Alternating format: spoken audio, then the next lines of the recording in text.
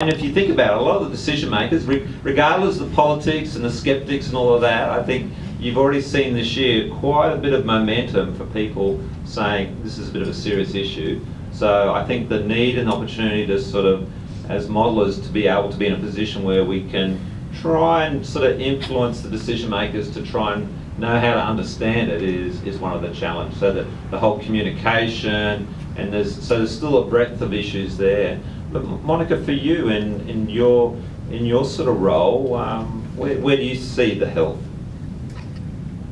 I agree that about an 8 out of 10. I think there's an immense amount of talent out there, and we see it. I guess it makes sense, especially for this audience with young water professionals getting approached by a number of people every week, asking if they could do something, get a work experience with this. Things are definitely picking up in the market as well, but in some ways it's sad to see that there are so many people who aren't being given a chance, and they've got some impressive records there. To be fair, it's not just people from Australia, so I guess we can't solve everybody's problems in terms of getting everybody on board. And funny it should come from me, because I got to Australia in a 457 visa, and just at the right time when the mining boom was kind of happening. Otherwise I probably wouldn't have, which I'm not sure how I would have dealt with that, but good timing. It all just everything aligned. Well, I see the, I guess, partly also with what Tony and Abel were saying, the big data, but data access in general, looking at USGS and being able to download all SRTM available information free of charge, where we don't have those systems, and I can't really see why we wouldn't be able to.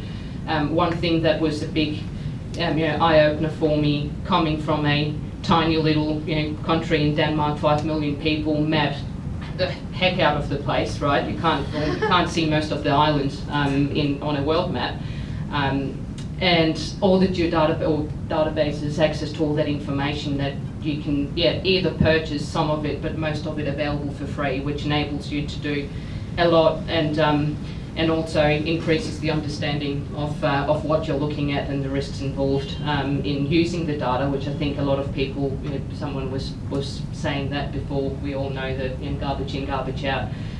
So you need to take that with a grain of salt as well. But when I started, part of my degree, I wanted to do some work experience placement, and it was kind of, Australia was where I really wanted to go. And my mentor at university said, well, if you want to do something in the water space, it's Australia or Canada. Like, these are the two places. Like, brilliant, Australia's it. So there's a lot of things that we can be proud of here, of what's achieved. But something, big from overseas that would disrupt the whole industry can very much happen, which is one of the, or I don't know if it's a downside of globalization. It's just a reality, really, that everyone should be, know that it might come. An example, just the Google flood mapping, that they are all of a sudden in that space. We don't know if anything will come of it, but we might be surprised in a couple of years' time with the product just landing there and making quite a few people having to reinvent themselves in terms of what they'll be doing. So it's the constant pushing of boundaries, where I think also small businesses and big businesses alike, and government organisations, individuals really need to drive that. I don't really, but that's where. Wow, no, it's definitely there's definitely a lot of forces at play. But I think what we're hearing is that we do have a very healthy sector that we're coming from, and there are a lot of experiences.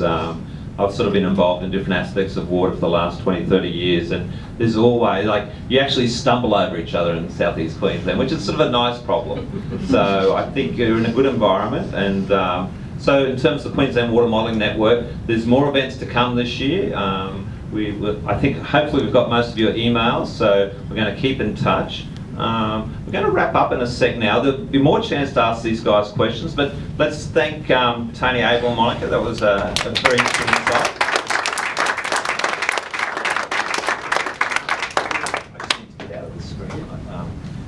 And oh, you're right. And so, before we...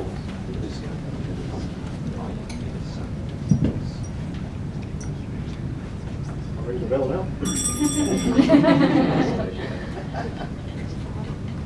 And there you go. One last question for tonight to just get your sense of your future interests. Like you've got all 4 options you're allowed to respond to. So if you want to use your Mentimeter to give us an insight, we'll be interested to hear. So do you want to be a water modeler? Use the information. Use water models to solve your problems, or learn to explain. Be one of those communicators.